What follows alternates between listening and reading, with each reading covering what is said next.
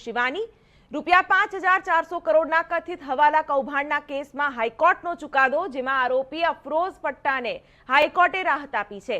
હાઈકોર્ટે રાજ્ય સરકારની અરજી ફગાવી દીધી છે। અફરોઝ પટ્ટાની હવાલા કૌભાંડમાં કોઈ ભૂમિકા ન હોવાની રજૂઆત કરી હતી। આ રજૂઆત હાઈકોર્ટે સ્વીકારી। ખોટા દસ્તાવેજ સહિતના જે દાવા હતા તે ફળીભૂત થયા નથી તેમ હાઈકોર્ટે નોંધ્યું છે। ત્યારે સેશન્સ કોર્ટના હુકમને હાઈકોર્ટે યથાવત રાખ્યો છે। સેશન્સ કોર્ટના હુકમને પડકારતી સરકારની અરજી હાઈકોર્ટે ફગાવી દીધી છે। અફરોઝ પટ્ટા સામે પીએમએલએ એક્ટ હેઠળ ફરિયાદ નોંધાઈ હતી। અમારા સંવાદદાતા રોનક વર્મા આ વિશે વધુ વિગત આપી રહ્યા છે। જી રોનક।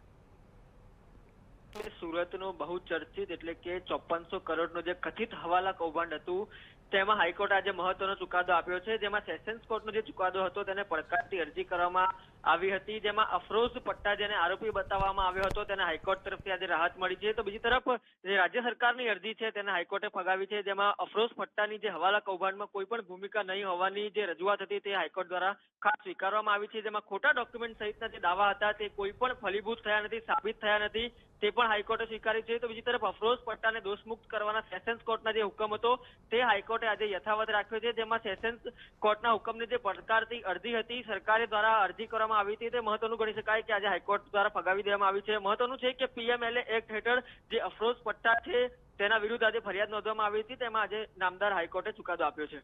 બિલકુલ, તો અફરોઝ પટ્ટાને લઈને એક મોટો ચુકાદો, જેમાં જે રીતનું અવલોકન કરવામાં આવ્યું છે અને અફરોઝ પટ્ટા સામે પીએમએલએ એક્ટ હેઠળ ફરિયાદ નોંધાઈ હતી, જેમાં હાઈકોર્ટે રાજ્ય સરકારની અરજીને ફગાવી દીધી છે।